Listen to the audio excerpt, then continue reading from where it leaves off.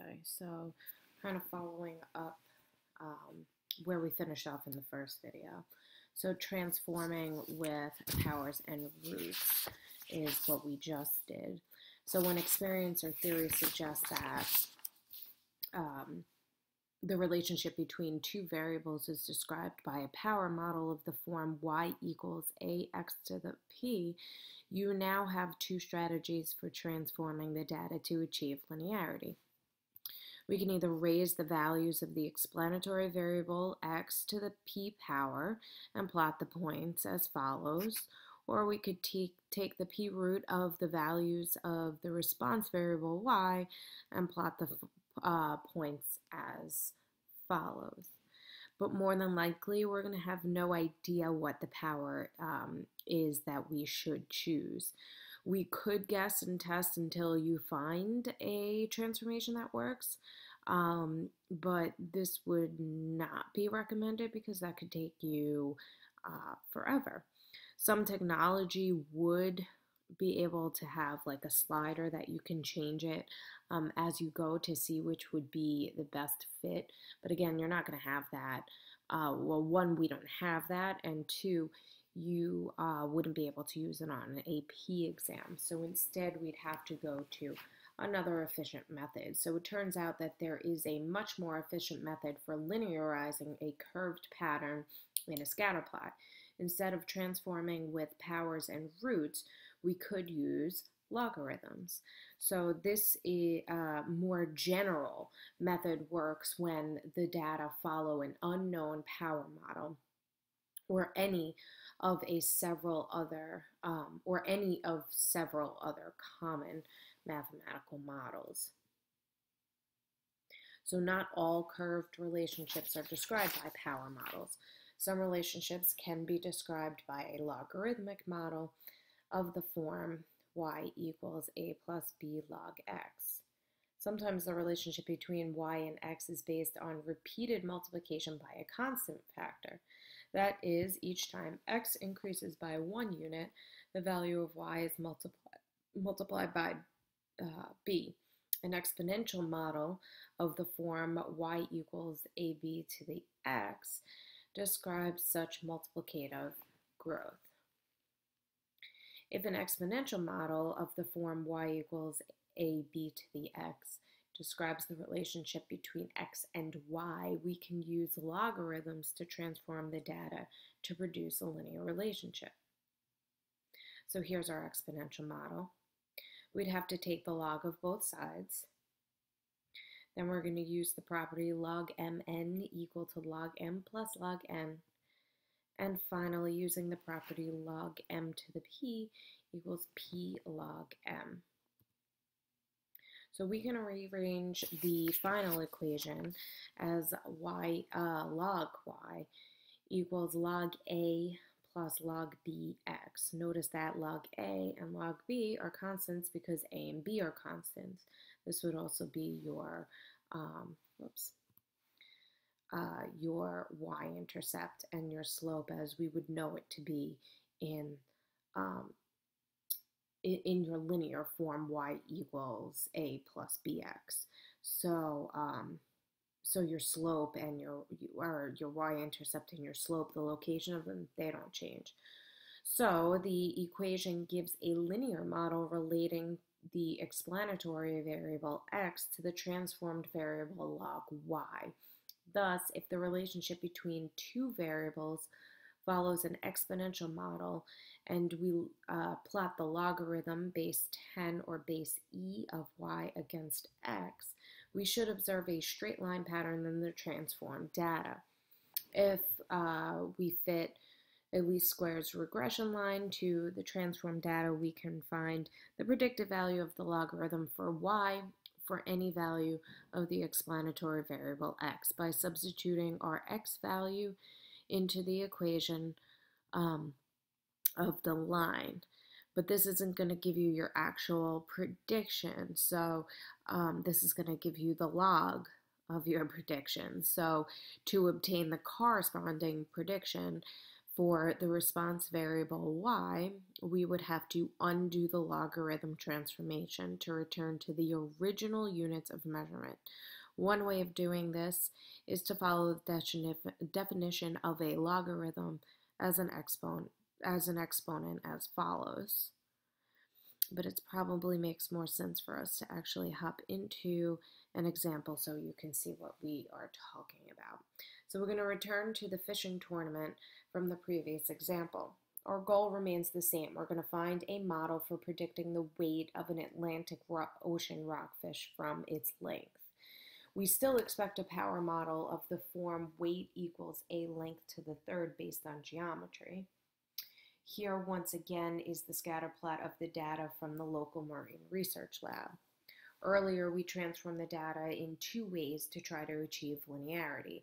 We used we took the third power of the length values, or I should say, and/or we took the cube root of the weight values.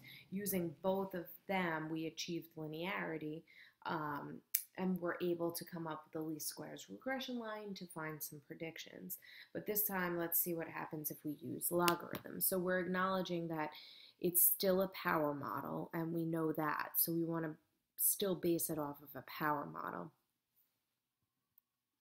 but with logs instead of to the third or the cubic root.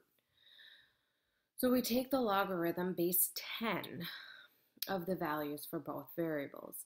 Some computer output from the regression is shown below. So as you see, when we took the logarithm of both the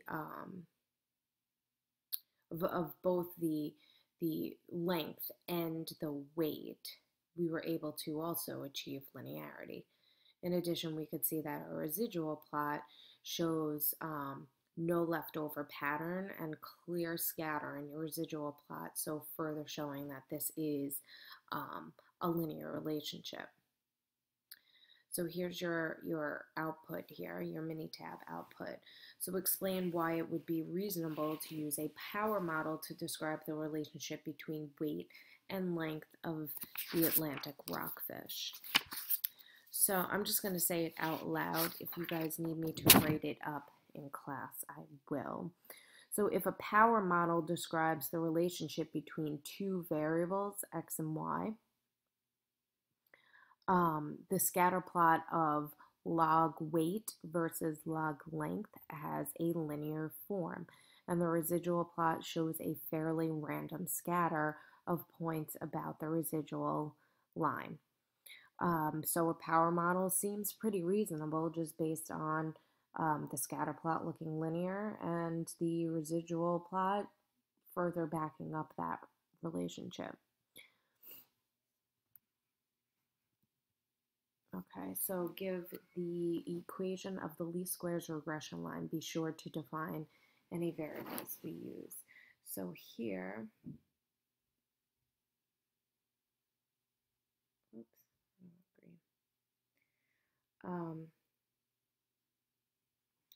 so here, because we're using a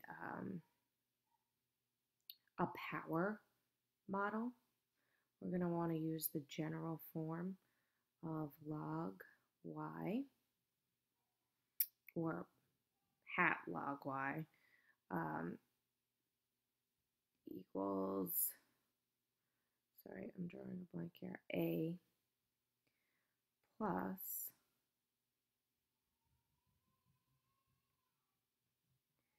b, I don't know why pen's not working that good, log times your x value. So here we'd be talking more specifically about the log of the weight, because that's on your, that's your response variable.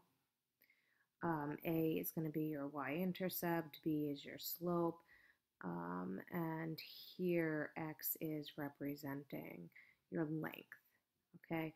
So whenever it's a power model, whenever you acknowledge it's a power model as opposed to an exponential model, it fits this form.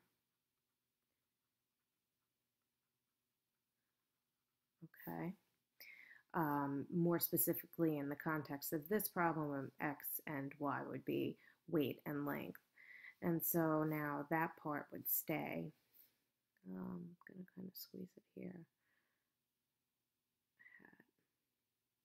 Weight equals, here's your y-intercept, 89940 plus your slope is right here,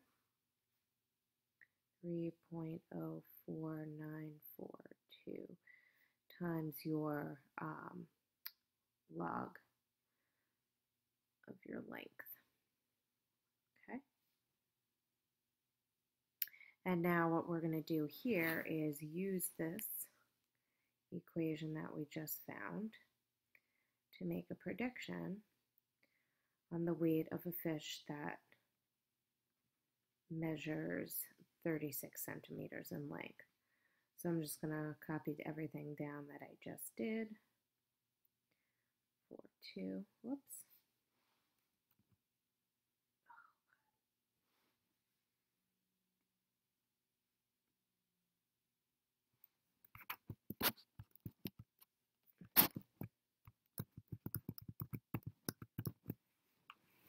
Okay, guess I'm going to have to write that out loud again. Okay, so we have the log of the weight hat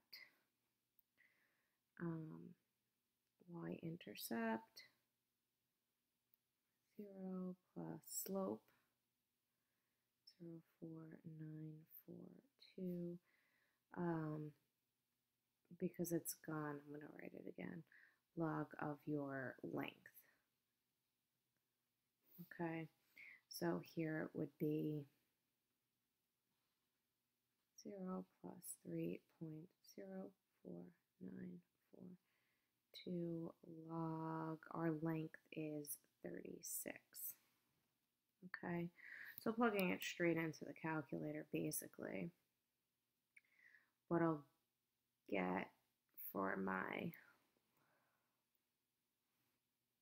log weight would be 2.8464. Okay, but of course this is not your actual answer because this is what the log is. So in order to figure out that, we want to acknowledge that this is a logarithm of, oops, that was wrong, of base 10. So what we would do to find just the weight is take the 10 and raise it to the 2.8464 power, which would get us approximately 702.1 grams for the weight of an ocean rockfish that measures 36 centimeters in length. Okay, and that would be it for your second video. One more video after this.